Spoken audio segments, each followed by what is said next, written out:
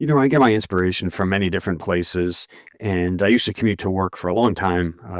Many years was an hour in the car each way, and it taught me something about project success. And so today, PMs, and for a long time, PMs manage a lot of complexity. And whether that's several projects at once, whether that's one really big project, if you follow any of my presentations, you know that I'm constantly talking about how complex business and projects have become. And a lot of times we just have enough time to react to problems, which means we're not spending time looking forward. And it's kind of like that whack-a-mole game where you're just constantly hitting things and reacting to things coming up. And I really believe that proactive management is an important tool for us to be successful. So today's presentation is about demonstrating the benefits of being proactive, defining what I call the project management capacity propensity. So I majored in economics, so it needed to sound sort of like an economics thing because you'll see there's a chart, and talk about ways of increasing it. I will tell you, I did this presentation 20 years ago. I wrote it in 2005, and it's still very much relevant today.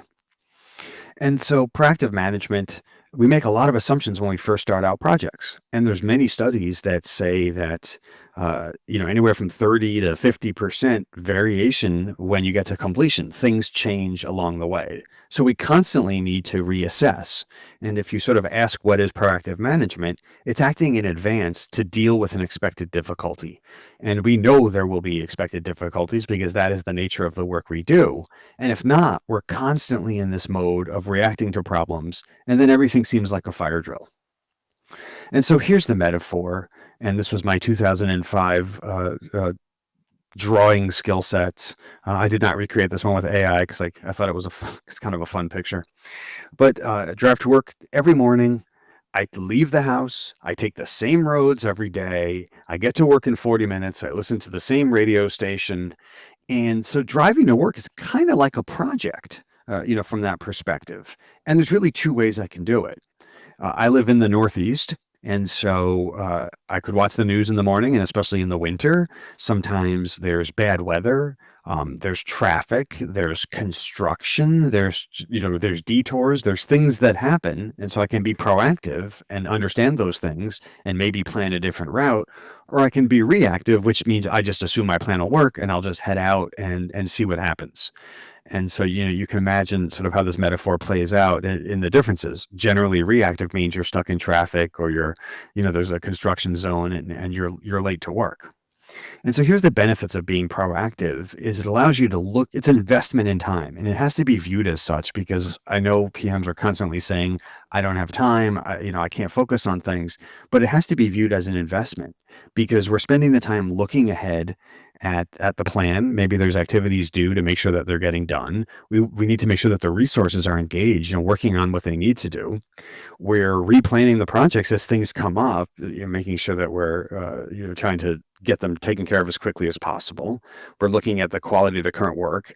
And another investment time is building in relationships. And while that's not on the project plan, it's a really important part of getting things done, given the matrixed environment and our desire and need for influencing and motivating others. So I really believe that the more proactive a PM is, the higher the probability of success.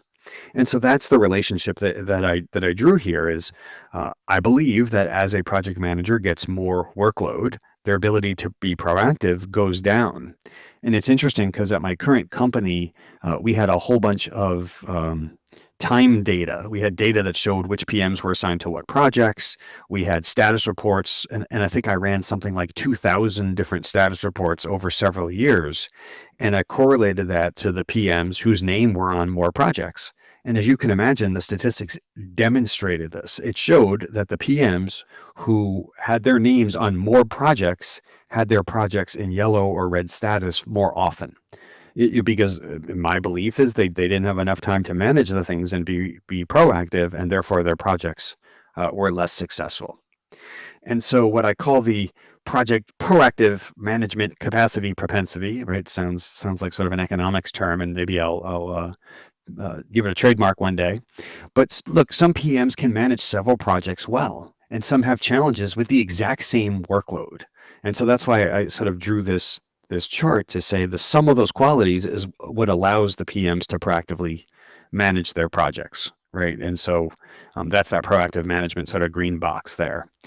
And not all PMs are the same. So in this case, we have two PMs. They both have the same workload. We'll call that B on the x-axis. But for some reason, PM on the left side has a higher ability to be proactive than the PM on the right side with the exact same workload. And I think that's due to a couple of contributing factors. Some of it is the amount of time that somebody spends at work, and that may not be flexible. It is the amount of work, which they may not have control over. But in that last example, we assume that they were equal. I think a lot of it comes down to skill sets. Time management. Is that person organized? Are they spending their time on the right things? Have they delegated or empowered their team members? Expertise, right? Because expertise and wisdom allows us to know what to do and what not to do. And the use of productivity tools like AI can seriously reduce the amount of sort of administrative work so that people can focus on the more impactful things.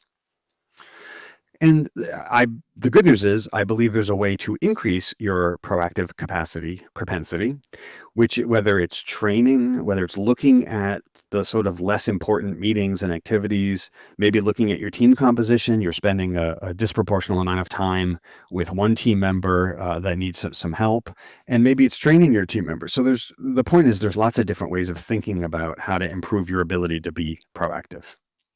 So look, this is relatively short, but I think you get the point, which is um, A, the more proactive a PM is, the higher the probability of success.